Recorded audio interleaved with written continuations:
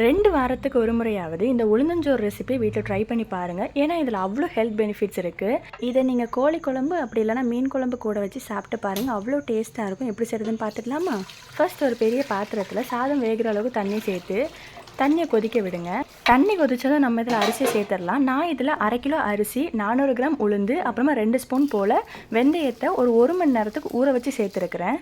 இனி இதில் ஒரு 20 பல் போல் பூண்டை சேர்த்துக்கலாம். அப்புறமா 2 சுக்கை இடித்து சேர்த்துக்கோங்க. தேவையான அளவு உப்பு சேர்த்து மூடி போட்டு சாதத்தை வேக விட்டுருங்க. நான் இன்றைக்கி செங்கல்பட்டு அரிசியில் செய்கிறதுனால அரிசியை 1 மணி நேரம் ஊற வச்சேன். நீங்கள் வேறு ஏதாவது அரிசியில் செய்கிறீங்கன்னா ஊற வைக்க வேண்டிய அவசியம் இல்லை. இந்தளவுக்கு நல்லா கொதித்ததும் நம்ம இதில் ஒரு முறி போல் தேங்காவை துருவி இது கூட சேர்த்துக்கலாம். தேங்காவை சேர்த்து நல்லாவே கிளறி விட்டு வேக விடுங்க.